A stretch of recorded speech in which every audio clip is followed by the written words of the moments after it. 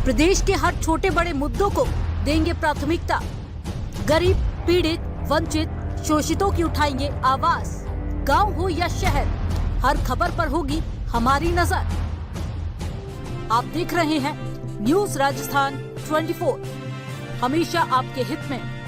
नमस्कार, मैं अपूर्वा, आप देख रहे हैं न्यूज राजस्थान 24। आइए नजर डालते हैं आज की कुछ खास खबर की ओर। उदयपुर के भिंडर में कुछ दिन पहले अस्पताल की इमरजेंसी के बाहर कुछ बदमाशों द्वारा मदन मोहन पाटीदार को मृत अवस्था में छोड़कर भागने के मामले में उदयपुर पुलिस ने शनिवार को एक बड़ा खुलासा किया। उदयपुर जिला पुलिस अधीक्षक भवन भूषण यादव ने बताया कि पूरा मामला हनीफ से जुड़ा है। मृतक मदन मोहन पाटीदार एक किराना व्यवसाय होने के साथ ही रुपए पैसे से भी संपन्न था।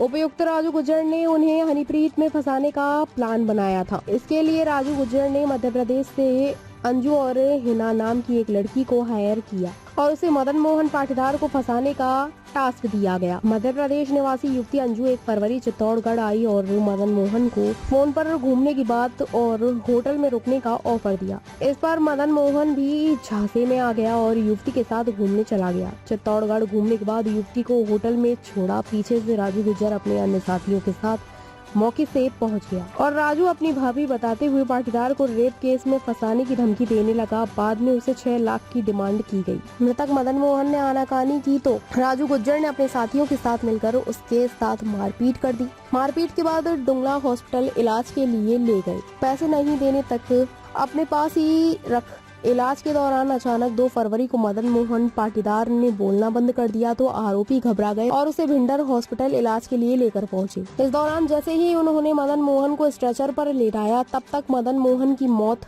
हो चुकी थी। इससे भी सभी अपराधी भाग चुके थे। उदयपुर पुलिस ने पर्दाफाश करते हुए मध्य प्रदेश की युवती अंजू उर्फ हिना और मुख्य अभियुक्त राजू गुज्जर समेत 5 लोगों को गिरफ्तार किया है। कब से पूरी एक्टिविटी जब से घर से निकला है एंड तक जो ट्रेस की गई, बाकी बातों का पता किया गया तो निकल के सामने आया कि एक दिन पहले भी वो एक हॉस्पिटल के अंदर गए थे। जिस दिन डाल के गए उससे पहला तो एक भिंडर थाना क्षेत्र में 2 फरवरी को 3 आदमी एक व्यक्ति को हॉस्पिटल में एडमिट करा के गए जो कि मृत हो चुका था हॉस्पिटल में लाने तक, और उसके बाद में वहाँ से फरार हो गए। शुरू वाले दिन पुलिस को ये लगा कि ये कोई एक्सीडेंट की बात हो सकती है कि उन्होंने हॉस्पिटल में यही कहा था कि हमारा दोस्त है, इसका एक्सीडेंट हो गया, इसे इलाज कराएं। तो हमें लगा कि वो डर के भाग गए। पर जब इसको दर्ज किया गया तो एडिशनल एसपी प्रियंका मैडम और जो वहाँ के डिप्टी साहब हैं रविंद्र प्रताप जी, उनके नेतृत्व में एसएचओ भिंडर पूनाराम जी ने अथक प्रयास किया। उस पूरी घटना में पीछे से पीछे मूव करते गए। पता चला कि एक दिन पहले भी वो उसको एक चित्तौड़गढ़ किसी हॉस्पिटल के अंदर स्थित हॉस्पिटल में लेके गए थे। वहाँ भी उन्होंने ये कहा था कि हमारा दोस्त है, इसका एक्सीडेंट हो गया। तो हमारे मन में शक उत्पन्न हुआ कि अगर ये एक दिन पहले ही इसका एक्सीडेंट हो गया था और हॉस्पिटल लेके भी गए थे तो उसको तुरंत घर ना ले जाकर या किसी बड़े अस्पताल में ना ले जाकर एक रात वो लोग कहाँ रहे। इसके पीछे फिर जब और क्रम में पीछे चलते गए, उसकी सारी ट्रेस आउट की गतिविधियाँ, उस लड़के की जिसकी डेथ हुई थी, तो पता चला कि एक होटल के अंदर उसने रूम बुक किया था और उसमें एक लड़की भी उससे मिलने आई थी। फिर जब इसकी और गहनता में जाके किया तो पता चला कि राजू गुज्जर जो है, जो इसके एक गैंग है उसकी, जिसका वो सरगना है, उस गैंग के अंदर पुष्पेंद्र सिंह, रतन सिंह, अनीश, ये सब और साजिद, ये सब इसके सदस्य हैं। जो छोड़ने आए थे वो राजू, पुष्पेंद्र सिंह और रतन सिंह, ये 3 व्यक्ति थे। इनका जब पीछा करके इनको पकड़ा गया, मध्य प्रदेश से इसको पकड़ के लाए इन तीनों को, और जो लड़की थी अंजू उसको भी पकड़ा गया और जो अनीश था उसको भी पकड़ा गया।